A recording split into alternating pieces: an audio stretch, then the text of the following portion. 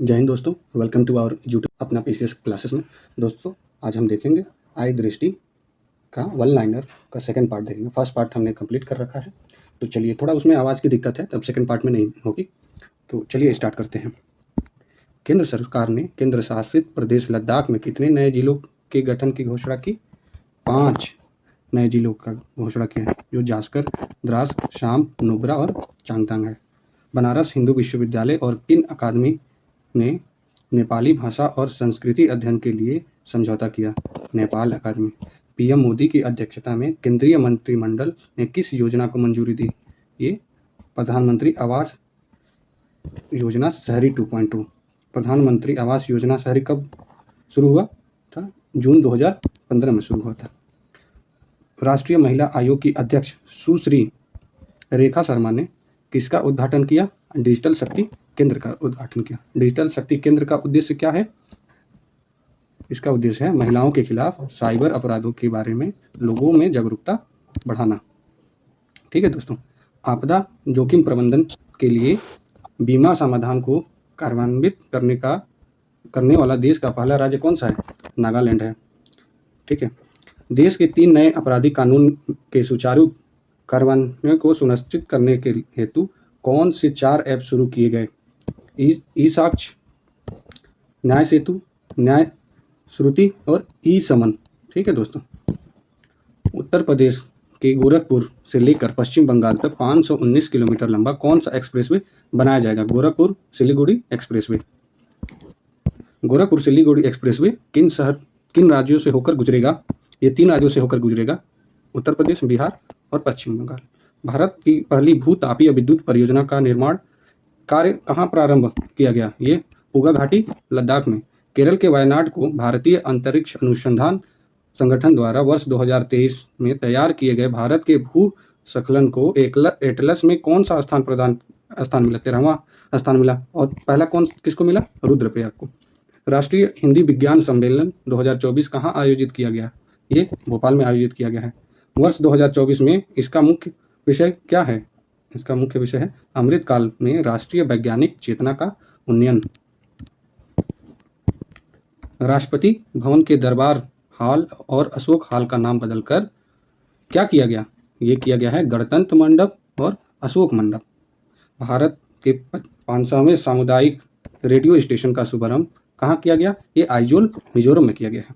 सिकुम ला सुरंग परियोजना का निर्माण कार्य शुभारंभ कहाँ किया गया? ये लद्दाख में किया गया है। यह सुरंग कितने फीट ऊंचाई पर स्थित है? ये लगभग 15,800 फीट की ऊंचाई पर है। और इस सुरंग की लंबाई क्या है? 4.1 किलोमीटर है। निर्माण कार्य पूरा होने के बाद विश्व की सबसे ऊंची सुरंग कौन होगी? ये होगी सिकुम ला सुरंग होगी। यूपी सरकार ने वृक्षारोपण जन अभियान 2024 के तहत किस पहल की घोषणा की? यह है मित्र वन पहल की घोषणा की। भारत का पहला चैडविक हाउस नेविगेटिंग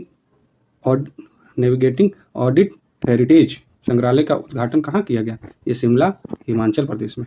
संसद भवन परिसर में लोकसभा सचिवालय द्वारा किसका विकास किया गया है?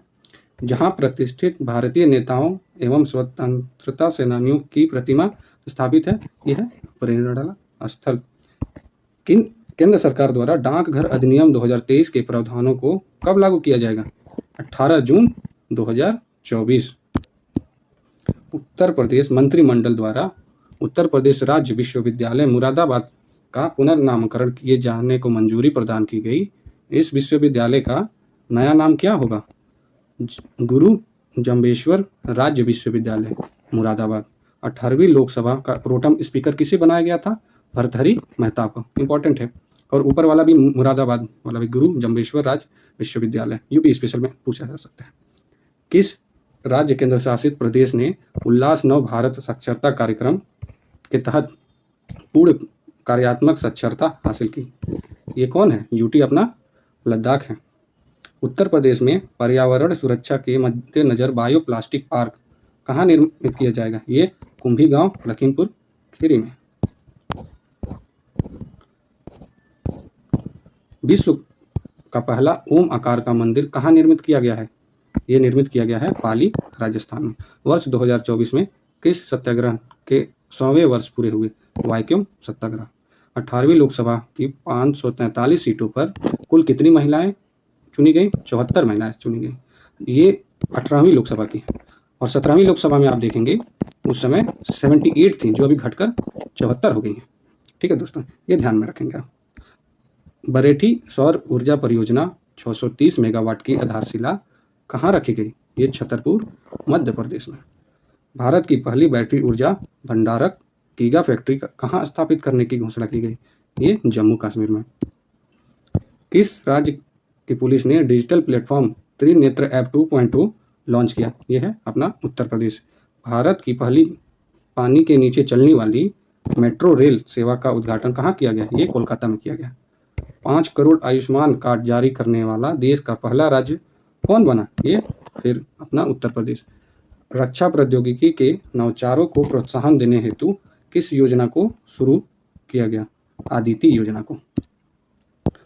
पहले राष्ट्रीय डॉल्फिन अनुसंधान केंद्र का उद्घाटन कहाँ किया गया? ये किया गया है बिहार में। किस राज्य की सरकार ने ग्रीन हाइड्रोजन नीति 2024 को मंजूरी दी? उत्तर प्रदेश। 18वीं भारत डिजिटल शिखर सम्मेलन 2024 का कहाँ आयोजित किया गया है? ये आयोजित किया गया मुंबई में। प्रधानमंत्री नरेंद्र मोदी ने उत्तर प्रदेश के किस जिले में एम्स का उद्घाटन किया? ये रायबरेली में है, जो अपना यूपी में है। विश्व की पहली विक्रमादित्य वैदिक घड़ी कहाँ स्थापित की गई? ये उज्जैन, एमपी में किया गया है। देश के सबसे लंबे केबल आधारित पुल सुदर्शन सेतु का उद्घाटन प्रधानमंत्री मोदी ने कहाँ पर किया? ये गुजरात में किया। 9वें रायसेना डायलॉग 2024 का आयोजन कहाँ किया गया? ये नई दिल्ली में। 9वें रायसीना डायलॉग 2024 का विषय क्या था? चतुरंग संघर्ष, प्रतियोगिता, सहयोग और निर्माण। शिक्षा मंत्रालय ने एक राष्ट्र एक छात्र आईडी के उद्देश्य के साथ कौन सी पहल शुरू की है? यह है अपार पहल। इसको automated permanent academic account registry कहा जाता है। देश के प्रथम कौशल भारत केंद्र स्किल इंडिया सेंटर का उद्घाटन कहाँ किया गया? संबलपुर, उड़ीसा में। स्टेम का मतलब क्या हो जाता है? ये हो जाता है विज्ञान, प्रौद्योगिकी, इंजीनियरिंग, गणित और चिकित्सा में भारतीय महिलाओं और लड़कियों का प्रतिनिधित्व करने हेतु कौन सा पोर्टल लॉन्च किया गया? ये स्वाति पोर्टल है। ठीक है दोस्तों, ध्यान दीजिएगा। लोकसभा के अध्यक्ष के रूप में किसे नियुक्त किया गया है? अजय मानिक राव खानविलकर। प्रधानमंत्री नरेंद्र मोदी ने उत्तर प्रदेश में किस मंदिर का शिलान्यास किया? श्री कल्की धाम मंदिर। यह मंदिर किस जिले में स्थित है? संभल जिले में स्थित है। किसे असम का राज्य फल स्टेट फ्रूट घोषित किया गया है? ये काजी नींबू, सिट्रस लेमन को। 75वें गणतंत्र दिवस के दो विषय ट्विन थीम क्या थे? विकसित भारत और भारत लोकतंत्र की मातृका। 75वें गणतंत्र दिवस समारोह के मुख्य अतिथि कौन थे? ये थे इमैनुअल मैक्रोन, फ्रांस के राष्ट्रपति।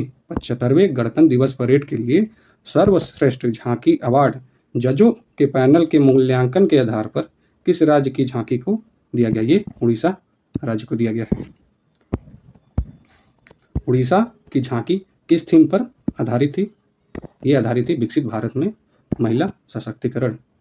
राज्य startup ranking 2022 state startup ranking 2022 में 1 करोड़ से अधिक जनसंख्या वाले राज्यों कैटेगरी ए स्टेट में सर्वश्रेष्ठ प्रदर्शनकर्ता बेस्ट परफॉर्मर कौन रहा है? गुजरात, कर्नाटक, केरल, तमिलनाडु। श्रेणी ए के राज्यों में नेतृत्वकर्ता लीडर किन्हें घोषित किया गया? ये आंध्र प्रदेश, असम, मध्य प्रदेश, उत्तर प्रदेश और उत्तराखंड। इसमें क्वेश्चन पूछ देगा श्रेणी ए के राज्यों में उत्तर प्रदेश सम्मिलित है या नहीं है, कौन इसमें से सम्मिलित नहीं है। तो ऐसे क्वेश्चन बना के दिया जा सकता है, तो आप ये ध्यान में रखेंगे। वाइब्रेंट गुजरात वैश्विक शिखर सम्मेलन 2024 का आयोजन कब किया गया? ये 10-12 जनवरी 2024 को। वर्ष 2024 में इसका कौन सा संस्करण आयोजित किया गया? ये 10वां संस्करण था। जय हिंद दोस्तों, इसका अगला वीडियो अपलोड होगा। जय हिंद।